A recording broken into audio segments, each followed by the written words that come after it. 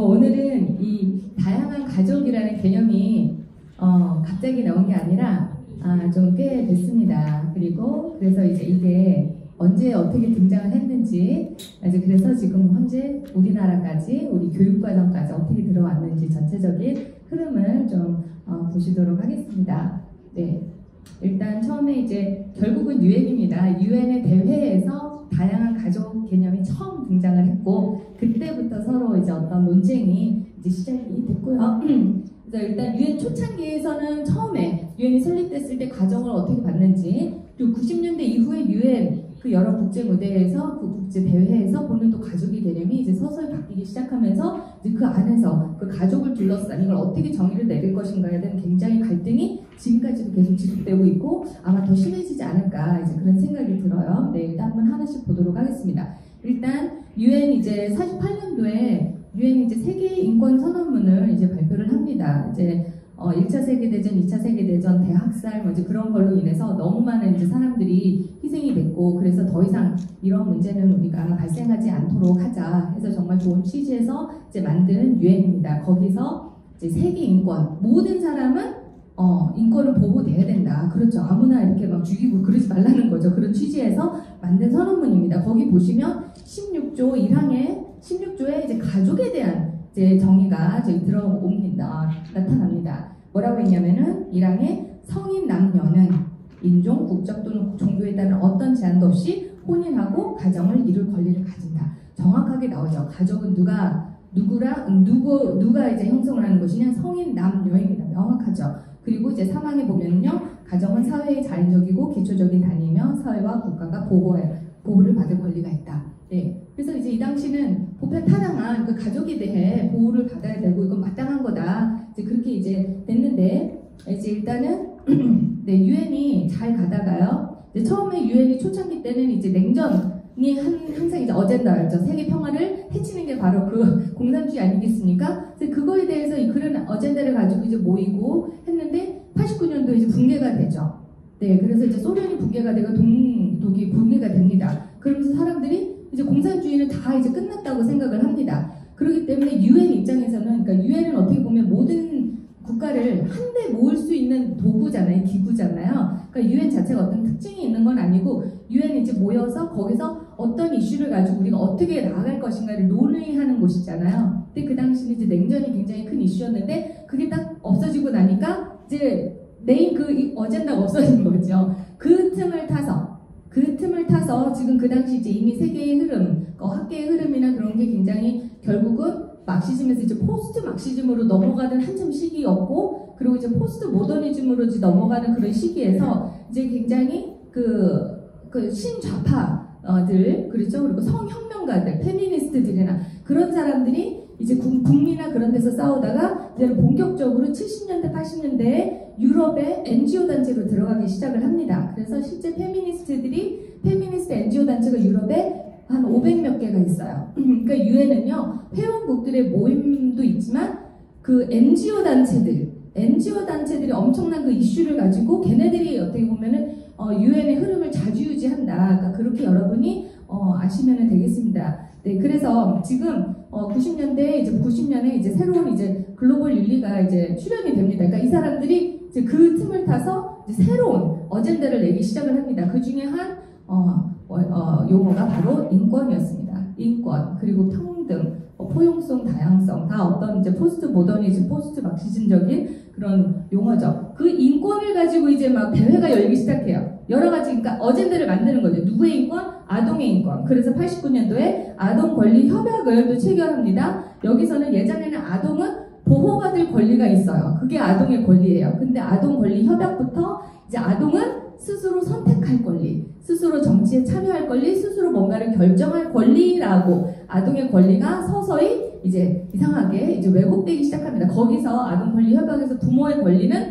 전혀 고려사항이 아닙니다. 부모의 권리에 대해서는 특별히 이야기가 안 됩니다. 그 다음에 93년도에 굉장히 중요한 세계 인권대회가 있습니다. 이 인권대회에서는 인권은 분명히 세계 인권 선언에서는 모든 인간은 다 존엄하다고 했거든요. 근데 이때 벌써 인권이 굉장히 왜곡됐어요. 벌써 포스트, 여러분 그 문화 막시즘이라고 하는 포스트 막시즘이나 막시즘은 결국은 사회를 불평등하게 보지 않습니까? 있는 자와 없는 자, 지배자, 피지배자. 그렇죠? 그래서 지배자가 항상 피지배자를 억압하고 착취한 어떤 그런 식으로 접근을 하기 때문에 그 문화 막시스트들이나 포스트 모더니스트들이나 그 사람들은 다 어떻게 생각합니까?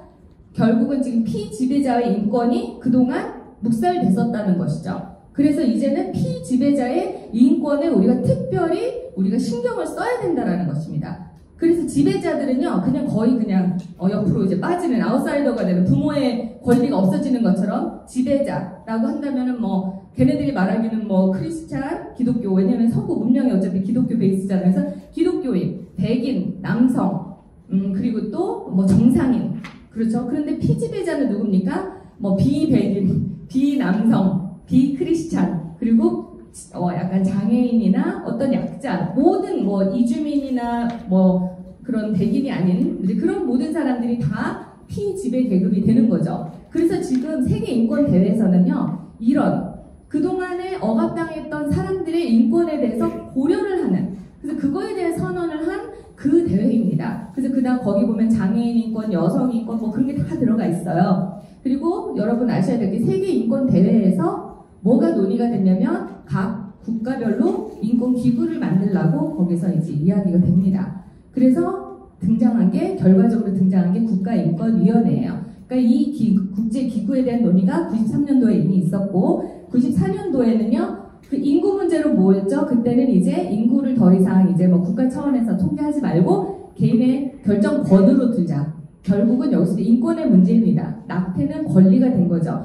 이 재생산권이라는 개념도 결국은 페미니스트들이 가져온 여성만의 권리라고 이제 이 전면에 내세운 그 대회입니다. 그리고 95년도에는 재생산권에다가 성적 자기결정권까지 넣어서, 그래서 여성의 인권은 성적 자기결정권과 재생산권, 그게 다 포함이 된다. 그러니까 결국은 90년대 초반에 이런 모든 대회가 다 인권과 관련된 대회였어요. 여성, 성, 그리고 아동, 약간 그런, 그리고 이제 그 중간에 92년대 환경 문제로 또 막 사람들 모이기 시작하면서 이제 인간이 굉장히 환경을 파괴하고 있다. 인간을 굉장히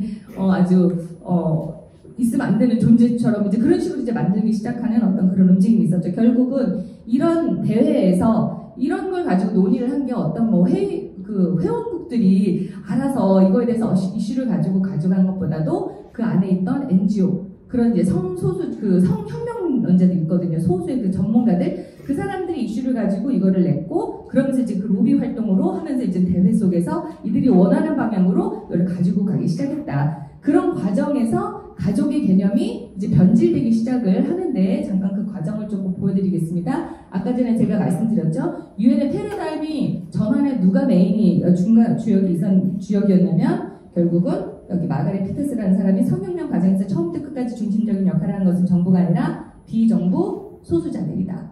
회원국들이 모여서 우리 각국의 어떤 이제 보호나 그런 걸 위해서 논의를 해야 될 곳에 비정부 관련 없는 사람들이 그들이 가가지고 이제 자주유지하는. 그래서 실제 95년도 베이징 그 여성 대회의 그 행동 강령을 작성한 메인 그 사람들이 누구냐? 결국은 이 비정부 NGO 페미니스트들이었다는 거죠.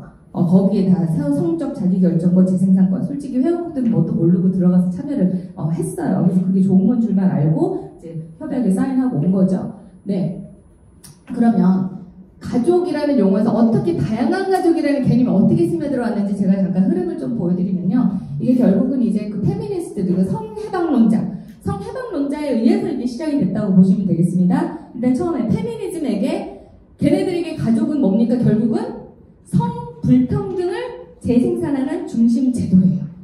가족이라는 그곳이 바로 성불평등을 계속 만드는. 이제 그러기 때문에 이들은 그거를 가부장제라고 한 거죠. 남자가 이제 중심에 있는 그런 제도. 네, 그래서 결국은 페미니스트들 뭘 하길 원했습니까? 가부장제 타파를 하길 원했잖아요. 어떻게 하면 가부장제가 붕괴가 됩니까?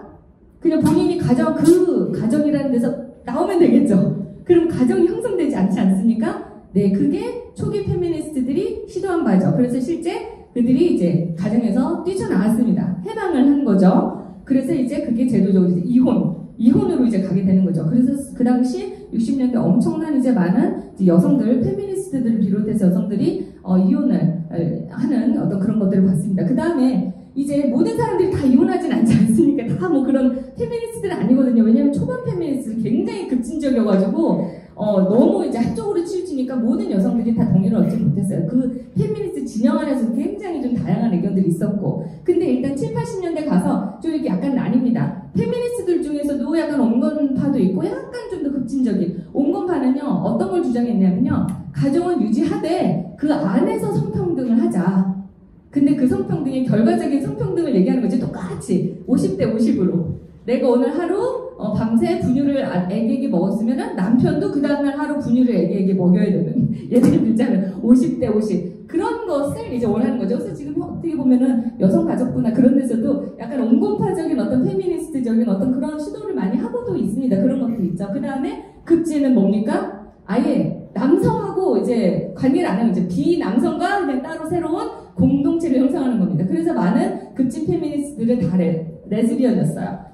남성을 싫어하는 거죠. 그러니까 스스로 본인이 이제 레즈비언임을 이제 선언하고 그쪽으로 갔죠. 그 다음에 그게 이제 90년대 들어와서는 이제 젠더 이데올로기라고 하죠. 포스트 모더니즘에 근거한 젠더 이데올로기가 등장하는데, 여러분 포스트 모더니즘은 즉 뭐라고도 얘기하냐면 사회 구성주의라고도 합니다. Social Constructivism. 그게 뭐냐면요, 진리나 어떤 그런 것들은 사회 문화적으로 구성되는, 많이 들어보셨잖아요. 그게 철저하게 포스트 모던적인 개념입니다. 애시당초 진리가 있는 게 아니라 사회 문화적으로 계속 바뀔 수 있다는 것이죠. 그거는 이제 뭐 푸코나 그런 사람들이 디스코스라는 담론이라는 걸 통해서 계속 그렇게 이야기를 했고, 그러니까 이게 그대로 여기에도 적용이 되는 겁니다. 가족이라는 것도 사회적으로 상황에 따라서 구성될 수 있는 겁니다. 그렇기 때문에 다양할 수 있겠죠. 그래서 이 다양한 그 개념, 다양한 형태의 가족이라는 개념이 포스트 모더니즘의 그 힘을 얻어서 이제 90년대 본격적으로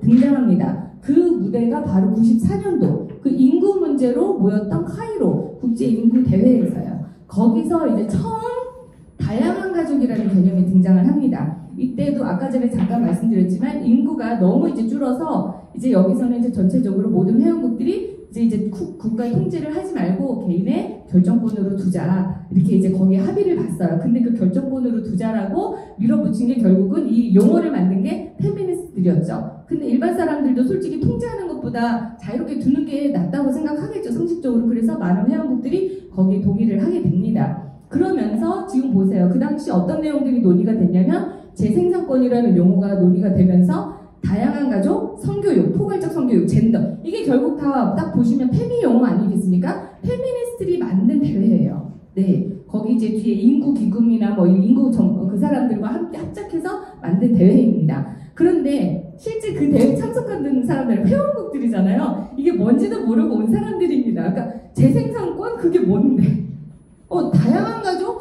가족은 아는데 왜 다양한 형태라는 게 무슨 뜻이지? 그거 이상하다. 그거 혹시 뭐 이상한 형태도 다 수용하자는 거 아니야? 그런 논의가 실제 있었어요. 그래서 동성 커플 혹시 그런 것도 가족으로 인정하자는 거 아니냐? 그거 할 수 없다. 성교육도 반대했고, 젠더라는 용어도 이제 처음 등장했을 때 섹스를 하는데 젠더가 뭐냐? 정의해봐라. 라고 이제 처음 듣던 회원국들이 많았습니다. 그러니까 이런 흐름 속에서 다양한 가족이라는 개념이 등장한 거죠. 그래서 한번 실제 보시면은요, 행동 강령의 챕터 5 보면은 가족에 대해서 여기서 다루거든요.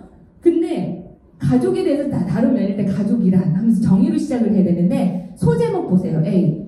Diversity of Family. 가족의 다양성이라고 아예 가족의 정의를 하지 않고 다양한 가족이라는 용어를 그냥 넣어버리는 거예요. 그거를 제가 옆에 해석을 해놨습니다.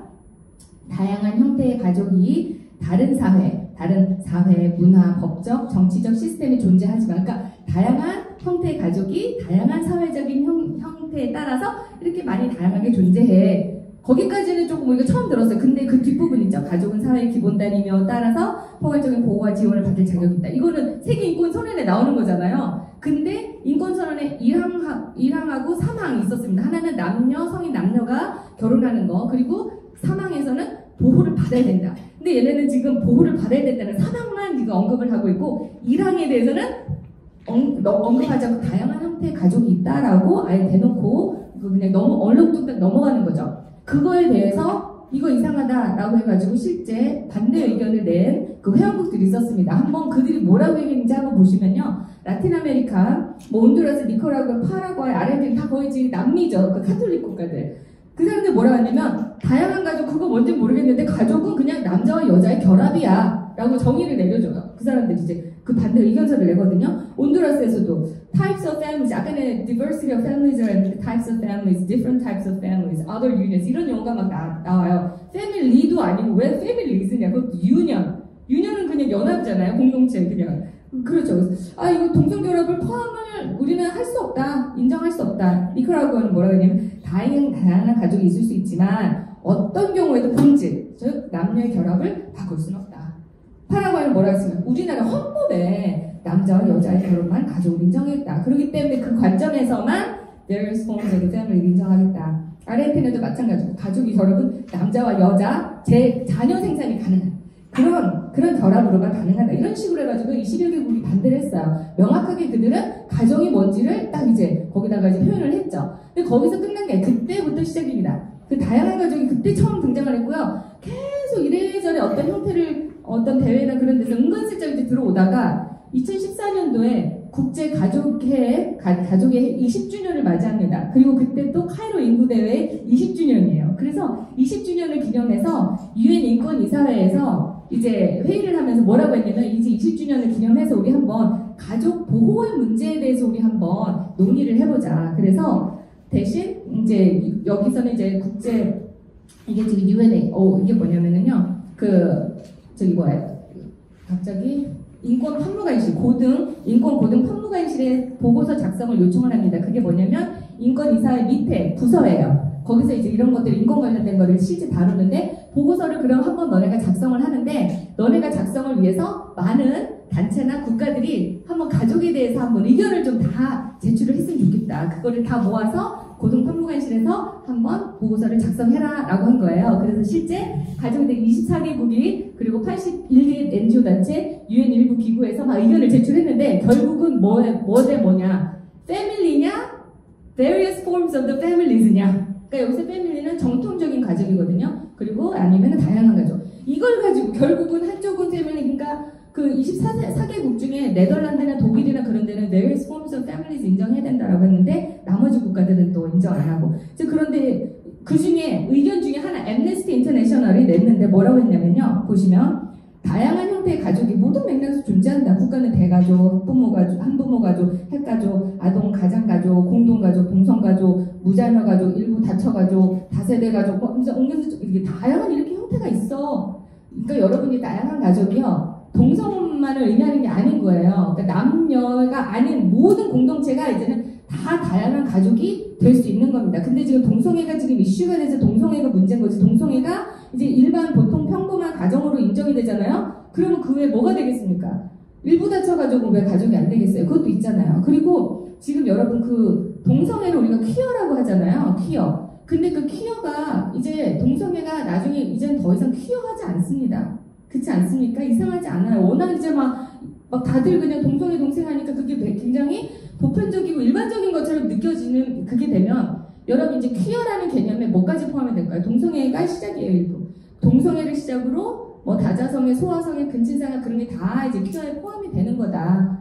퀴어라는 개념 자체가 아까 정상의 범위에서 벗어나는 게 다 퀴어다. 그러니까 다양한 가족도 마찬가지입니다. 동성가족 인정하면 모든 게 다 인정될 수 있는 거죠. 그래서 하도 이제 논란이 막 되니까 2014년에 UN 인권이사회에서 투표를 했어요. 투표를 해서 이거 가족 보호 이걸 어떻게 갈 거냐. 그러니까 정말 많은 47개 이사들이 이제 거기 있는데 그 대표 국가들 47개 다수의 회원국들은요 패밀리를 가야 된다. 근데 주요 서유럽이라고 하는 북유럽, 서유럽 국가나 북미 그런 국가들은 various forms of families로 가야 된다. 그 뒤에 누가 있어요? LGBT나 그런 해방론자 그들이 다 로비가 그 사람들이 다 한 목적이거든요. 그래서 하도 논란이 있어서 한번 저기를 했습니다. 결의안을 채택을 했는데 2014년도에는 찬성 가족으로 가야 된다 그냥 그게 26명이고요. 반대 various forms of families에 가야 된다는 게 14개국이 반대를 했어요.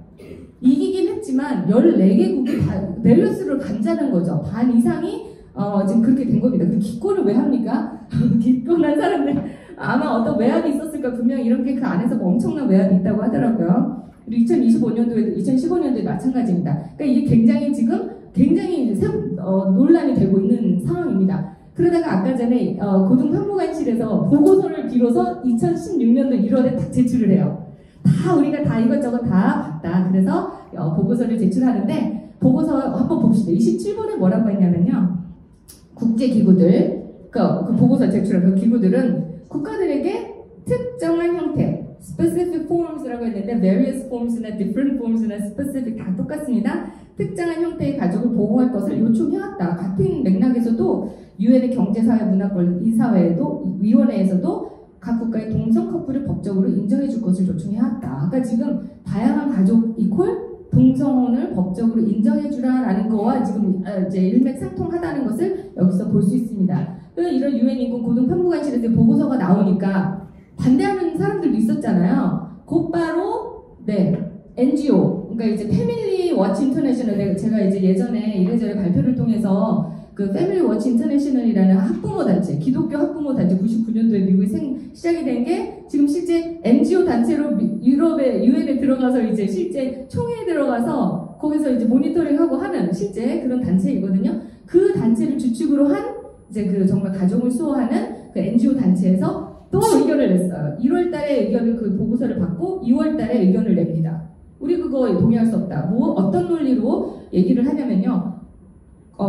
뭐라고 하냐면은 유엔 위원회 그 논평, 그 고등판무관실에서 한 논평은 자칭 전문가 소그룹에 의해서 발표되며 유엔 회원국들의 합의를 반영하지 않는다. 실제로 많은 유엔 회원국들, 112개국들은 성적 지향, 정체성 문제가 나올 때마다 우리는 주기적으로 이의를 제기를 하고 있다. 이거는 결코 합의되지 않은 개념입니다. 그러니까 이게요, 이런 문서나 어떤 대회에서 무슨 이야기가 있어도 그거는 국제법적 효력이 없어요. 총회에서 합의될 때 비로소 그게 합의가 되는 효력이 있는 거거든요. 그러니까 결국은 회원국들이 동의를 해줘야 되는 거예요. 그러니까 그거를 얘기를 하는 겁니다. 이 사람 아무리 뭐 다른 기구 뭐 어디에서 얘기를 해도 결국은 수많은 회원국들이 반대를 하고 있다. 그러면서 결론에 가족, 바로 다양한 형태의 가족도 아니고 동성결혼이나 커플이 이끄는 단위도 아닌 그 가족만이 국제법 에 의해서 강력하게 보호되고 지지받는 유일한 사회기본 단위다라고 이제 딱 이제 얘기를 했습니다. 뭐 그 이후에 또 유엔 여성에서 또 가만히 안 있어요. 또 책자를 또 냅니다. 제목이 뭐냐? 인권법에서 가족에 대한 현대적 관점과 지속 가능한 개발 목표에 대한 시사점 하면서 이게 뭐냐면 국제인권법을 기준으로 가족은 현재 변화하는 사회의 관점으로 이제 재해석돼야 된다는 포인트가. 지금 인권이 많이 바뀌었는데 인권의 개념이 바뀌었잖아요. 그래서 인권 결국 뭡니까? 성적 자기결정권, 재생산권, 뭐 성적 지향, 젠더 정체성의 권리 이런 인권이 이미 어떻게 보면 인정이 되고 있는 상황에서 이 사람들이 개인의 인권이 보호되려면 그 사람이 속해 있는 공동체도 가족으로서 인정이 돼야 된다라는 거예요. 그렇기 때문에 지금 그렇기 위해서는 기존의 가족 개념이 재해석이 돼야 된다는 겁니다. 그래서 결국은 요약을 하면 이건 거예요.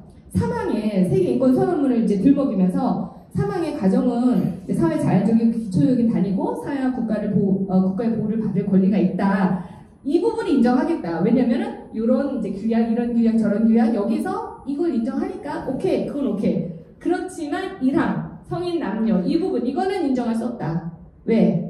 지금 인권이라는 게 시대에 맞게 진화라는 단어를 썼어요. 진화는 단순히 변하는 게 아니라요. 발전한다는 의미가 있잖아요. 더 나게 좋아지게. 그러니까 지금 인권이 지금 나아지고 있는데 지금 진화하는 인권에 맞게 지금 가족 개념이 지금 안 바뀌었다. 얼마나 시대착오적이냐. 이거 지금 재해석해야 된다라고 이야기를 하고 있어요. 근데 수많은 지금 그 단체들이 그렇게 이야기를 하고 있습니다. 유네스코 여러분, 유네스코 그 위험한 유네스코 성교육 가이드 핵심 개념에 우리는 맨날 섹슈얼리티, 성과 재생산 얘기를 하지만 그 위에 보면 가족 개념도 있어요. 그러면 여기서 얘기하는 가족은 뭘까요? 이미 성적 자기결정권 그거 인정하는데 가족 뭐라고 했나요? 한번 볼게요. 2009년도 가족 개념을 정의한다 해놓고 정의하지는 않고요. 많은 다른 종류의 가족이 있다. 그리고 그 예를 들어서 저 뒤에 동성 커플 부모 이렇게 나와 있습니다. 2018년도에 좀 약간 수정이 됐어요. 아예 대놓고 정의하지 않죠? 가족의 형태는 다양하다. 다양한 형태의 가족 해놓고요. 다 해놓은 다음에 저 뒤에 비전통적 가족.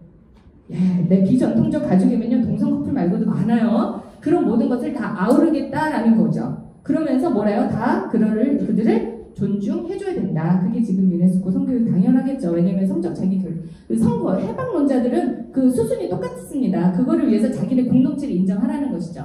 그러니까 국가인권에도 결국 유엔의 하수인이잖아요.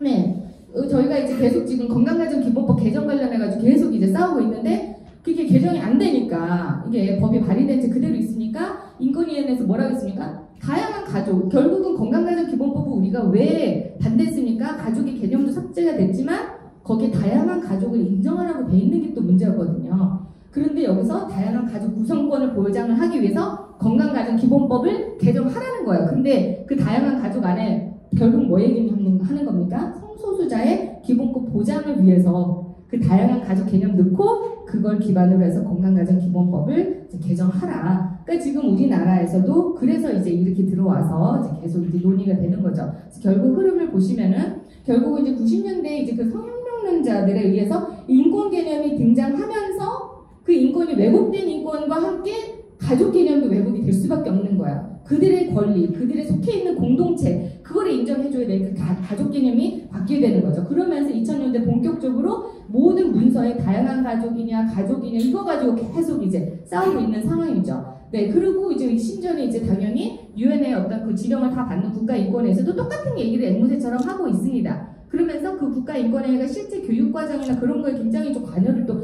하더라고요. 왜냐면 우리나라 우리 교육과정에 인권 책도 있잖아요. 인권 파트도 있고 다 그거 국가인권위원회에서 쓰는 거거든요. 그러니까 실제 지금 이제 이 개념이 법하고 교육학까지 침투에 들어왔습니다. 그걸 보고 이제 우리가 아는 거지 실제 이 논의는 90년대부터 벌써 있어 왔다라는 것이죠. 근데 굉장히 지금 성적 자기 결정권과 재생산권이 지금 유엔에서는 어떻게 보면은 제대로 된 인권으로 아직은 인정이 안 됐어요. 그러니까 어떻게 보면 공식적인 문서에는 안 들어가 있었거든요.